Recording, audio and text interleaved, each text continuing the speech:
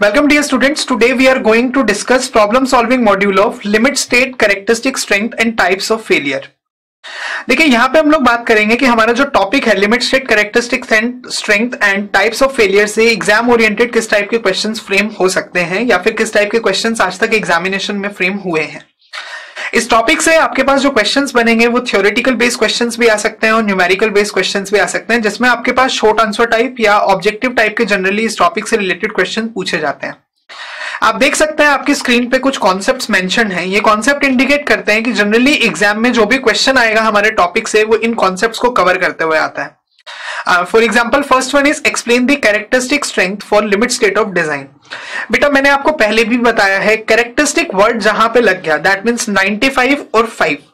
तो अब एक ऐसी स्ट्रेंथ जिसमें 95% चांसेस होंगे कि वो पास कर जाएगी, मैक्सिमम 5% चांसेस में वो फेल कर सकते हैं, उस टाइप की स्ट्रेंथ को हम लोग नाम देते हैं कैरेक्टरिस्टिक स्ट्रेंथ। जिसके लिए मैंने आपको एक क्यूब टेस्ट का एग्जांपल भी दिया था हमारी फर्स्ट यूनिट के अंदर, तो वो क्यूब टेस्ट के बेसिस पे भी आप इसे लेके चल सकते हैं। Next is describe the partial safety factors for load and material. अब partial safety factors for load and material की अगर बात करते हैं तो जनरली हम लोगों ने सेफ्टी फैक्टर्स, जब फैक्टर ऑफ सेफ्टी को कंसीडर किया तो जब हमने लोड के बेसिस पे लिया तो उसे हमने नाम दिया था लोड फैक्टर, राइट। और जब मटेरियल के बेसिस पे लिया तो हमने इसे नाम दिया था partial factor of safety.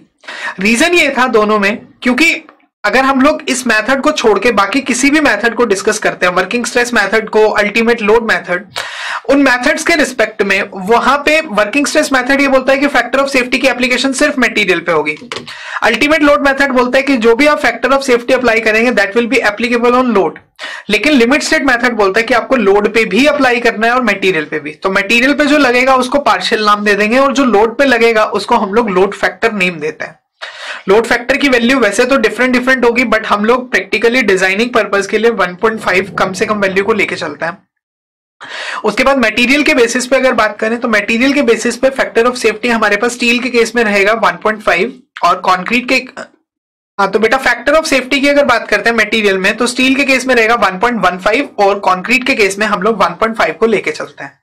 Next is list the types of failure in structure design. ये टाइप्स ऑफ फेलियर जो है स्ट्रक्चर डिजाइन में ये हम लोग नॉर्मली कंसीडर करते हैं, जो भी हम लोगों ने अभी अजम्पशंस में डिस्कस किया था टाइप्स ऑफ लिमिट स्टेट्स के बेसिस पे, आप उनको यहाँ पे कंसीडर करके अपने स्ट्रक्चर के डिजाइन के एनालिसिस में यूज कर सकते हैं। आगे बढ़ते हैं, आगे डील करते हैं कि आपके एग्जामिनेशंस में इस टॉपिक से रिलेटेड किस टाइप के क्वेश्चंस आज तक पूछे गए हैं या फिर पूछे जा सकते हैं, और इन क्वेश्चंस में से कुछ क्वेश्चंस मैं सॉल्व करूंगा और कुछ क्वेश्चंस आप सॉल्व करेंगे। So the first question is describe the partial factor of safety used for material. ये बोलता है कि मटेरियल के लिए आपको पार्शियल फैक्टर ऑफ सेफ्टी को एक्सप्लेन करना है। अब मटेरियल में आरसीसी के केस में अगर बेटा बात की जाए तो आरसीसी में हमारे पास कॉन्क्रीट और स्टील को हम लोग यूज करते हैं। तो फर्स्ट रहेगा आपके पास concrete,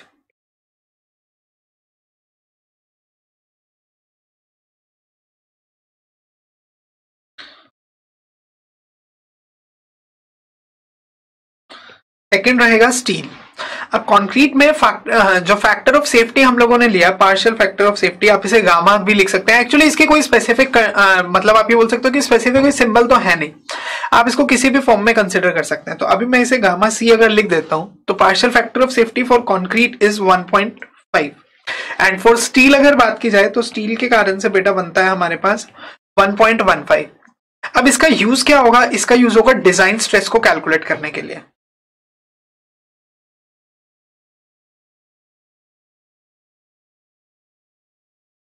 design stress FCK, characteristic strength FCK upon 1.5। अब बेटा ये जो आया है ना डिजाइन स्ट्रेस, इसको हम लोग स्ट्रक्चर के डिजाइनिंग पर्पस के लिए यूज नहीं करेंगे, ये सिर्फ एक थ्योरेटिकल वैल्यू है। This is theoretical design stress. अगर प्रैक्टिकल की बात करें तो प्रैक्टिकल में हम लोग जो हमने लिमिट स्टेट की अजम्पशंस में डिस्कस किया था, FCK की जगह पे हम लेते हैं 67% ऑफ FCK, और जब 67% ऑफ FCK लिया जाएगा तो उसके बेसिस पे फिर उसको 1.5 से आप डिवाइड करेंगे तो आपके पास आएगा 0.45 FCK। वो थियोरेटिकल डिजाइन स्ट्रेस नहीं है, वो प्रैक्टिकल है। स्टील में दोनों वैल्यू सेम रहेंगे आपके पास, जिसमें डिजाइन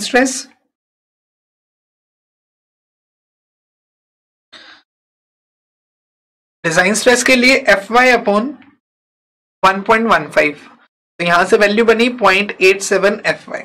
मैंने आपको एक छोटा सा पॉइंट और डिस्कस किया था आपके साथ में अपने जब हमने एलएम को कवर किया था, तो मैंने आपको बताया था कि जनरली हम लोग कंक्रीट में फैक्टर ऑफ सेफ्टी को ज्यादा क्यों लेते हैं स्टील के रिस्पेक्ट में, तो वो पॉइंट भी आप यहाँ पे मेंशन कर सकते हैं। हाँ तो बेटा मैंने आपको बताया था कि कंक्रीट में ही ज्यादा क्यों लिया जाता है, तो इसके लिए जनरली एग्जिस्ट करता है कंट्रोल, मतलब फॉर्मेशन ऑफ कंक्रीट और मैंने प्रोडक्शन ऑफ कंक्रीट जो होता है वो कंट्रोल्ड कंडीशन में एग्जिस्ट नहीं करता। जब इस पे क्वालिटी कंट्रोल पॉसिबल नहीं है कंक्रीट पे, तो इसकी प्रॉपर्टीज में, इसकी स्ट्रेंथ में वेरिएशन के चांसेस ज्यादा है, इसीलिए यहाँ पे फैक्टर ऑफ सेफ्टी हम लोग ज्यादा लेते हैं। स्टील को हम लोग कंट्रोल्ड कंडीशन में बना सकते हैं, वर्कशॉप्स में जो भी हमारे पास जो फैक्ट्रीज होगी उसके अंदर इसका प्रोडक्शन हो सकता है, तो अल्टीमेटली इसके कारण से इस पे क्वालिटी कंट्रोल पॉसिबल है। और जब भी क्वालिटी कंट्रोल पॉसिबल होगा तो इसमें इसकी प्रॉपर्टीज में, स्ट्रेंथ में वेरिएशन के चांसेस मिनिमम होंगे, बहुत कम होंगे, तो इसीलिए फैक्टर ऑफ सेफ्टी की वैल्यू यहाँ पे हम लोग कम लेके चलते हैं। So the next question is, if dead load, imposed load and wind load over a structure are 150 kilonewton, 200 kilonewton and 180 kilonewton respectively during collapse, calculate design load over the structure। ये बोलता है कि हमारे पास एक स्ट्रक्चर अवेलेबल है जिस पर dead load की वैल्यू, इम्पोज लोड और विंड लोड गिवन है, ये तीनों लोड गिवन है during collapse. You have to determine design load over the structure. Structure पे डिजाइन लोड को आपको कैलकुलेट करना है।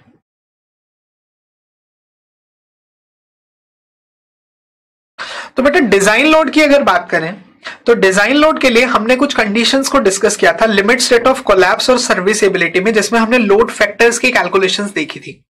बेटा अब यहाँ पे अगर ड्यूरिंग कोलैप्स दिया है तो कोलैप्स वाली लेके चलेंगे, सर्विसेबिलिटी दिया होता है यहाँ पे तो हम सर्विसेबिलिटी वाले टेबल को लेकर चलते हैं।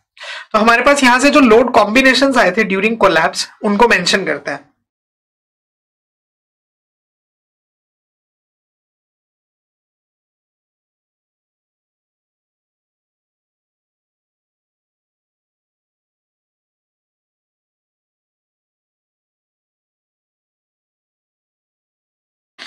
पहला था मेरे पास load combination 1.5 dead load plus live load.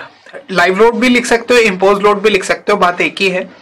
Second combination बेटा मैंने आपको बताया था 1.5 times dead load plus wind load और अर्थक्वेक लोड।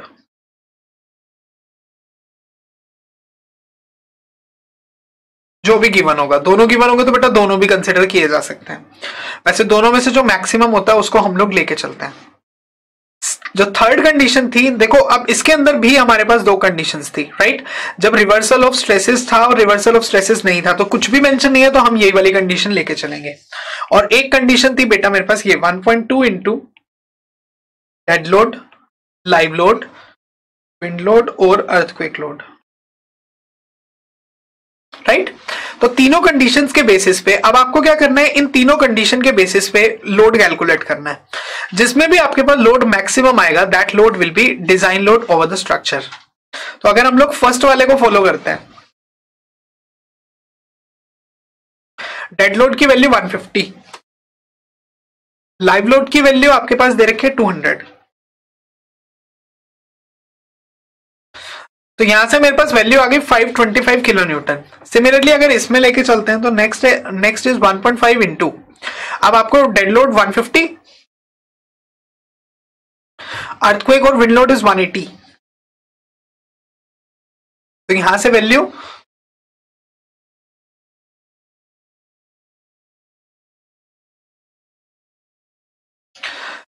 आ रही है 495।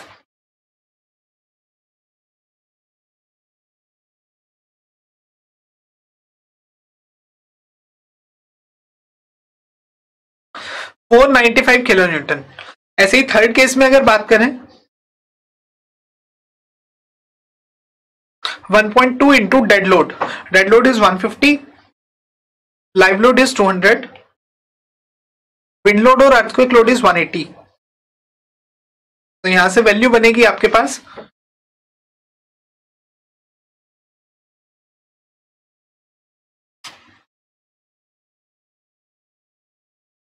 636 किलो न्यूटन। तो मेरे पास जो फाइनल आंसर बनेगा इन तीनों में से जो भी मैक्सिमम होगा वो डिजाइन लोड होगा।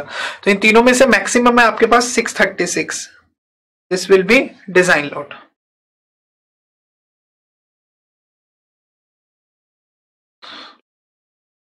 So the design load over the structure is 636 kilonewton. अगर इसी में बेटा सर्विसिबिलिटी आ जाता तो सर्विसिबिलिटी में जो भी हमने कंडीशंस को डिस्कस किया था तो वहां पे अपने पास जो ये वाली जो वैल्यूज हैं ये सारी वैल्यूज चेंज हो जाएंगी। तो वहां पे हम फैक्टर ऑफ सेफ्टी या लोड फैक्टर जो है वो जो अपनी टेबल की फॉर्मेशन ली थी, जो मैंने आपको थ्योरी कवर कराते हुए टेबल बनवाई थी, आप उस टेबल को फॉलो करते हुए लेके चलेंगे, जिसमें हमने फैक्टर ऑफ लोड फैक्टर जो है वो 1 को कंसिडर किया था 1.5 की जगह पे। हाँ तो बेटा हमने जाना कि generally limit state characteristic strength and types of failure से एग्जाम में किस टाइप के क्वेश्चंस आज तक पूछे गए हैं और इन क्वेश्चंस को किस तरीके से आपको सॉल्व करना है। आई होप इन क्वेश्चंस को कवर करने के बाद आप एग्जाम ओरिएंटेड सभी टाइप के क्वेश्चंस को सॉल्व कर पाएंगे इस टॉपिक से रिलेटेड एंड एग्जाम में मैक्सिमम मार्क्स स्कोर कर पाएंगे।